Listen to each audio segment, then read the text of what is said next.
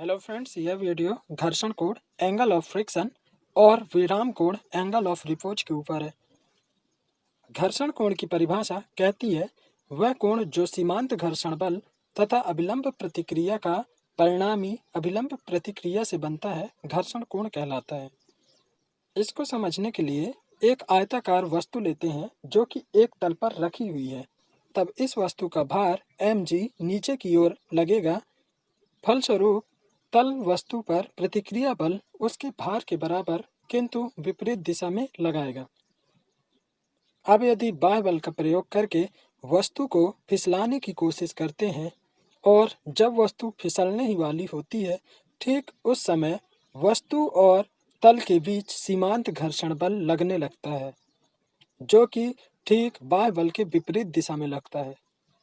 अब घर्षण कोण की परिभाषा अनुसार सीमांत घर्षण बल Fs और प्रतिक्रिया बल R का जो भी परिणामी बल होगा वह इस प्रतिक्रिया बल R के साथ जितना कोण बनाता है उसे ही घर्षण कोण कहते हैं।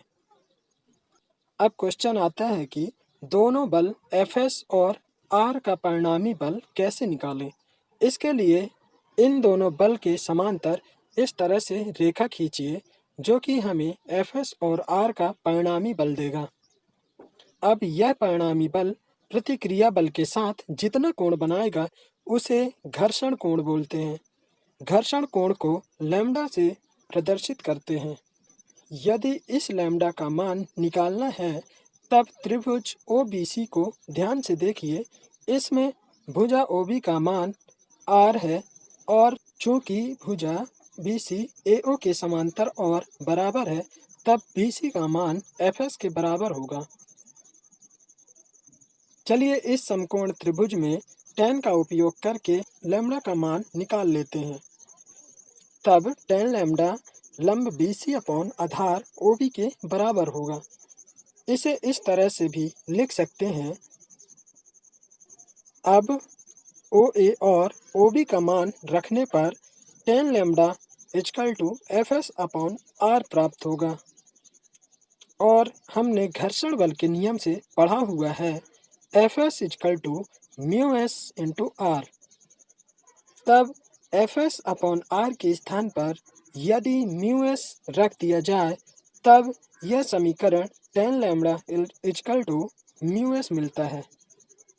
इससे स्पष्ट है कि घर्षण कोण की स्पर्शजा का मान स्थैतिक घर्षण गुणांक के बराबर होता है। नेक्स्ट है विराम कोण, जिसे हम एंगल ऑफ रिपोज भी कहते हैं। विराम कोण को समझने के लिए मान लो यह आयताकार वस्तु एक तल में रखी है। अब यदि इस तल का क्षैतिज के साथ झुकाव बढ़ाते जाएं, तब एक समय के बाद वस्तु फिसलने लगती है।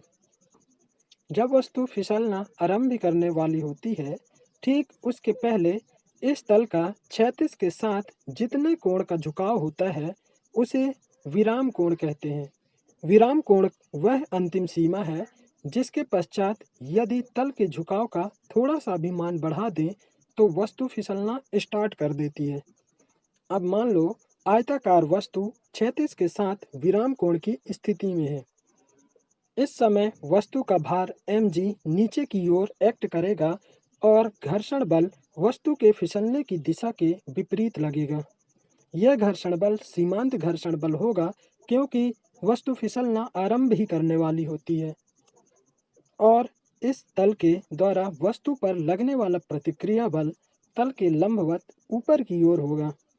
जैसे कि वस्तु विराम कोण पर है अर्थात स्थिर है, फिसलती नहीं है, इसका मतलब इस वस्तु पर लगने वाले सभी बल इक्विलिब्रियम में होंगे, अर्थात इस स्थिति में सभी बलों का संगठित प्रभाव शून्य होगा, तभी तो वस्तु रुकी हुई है।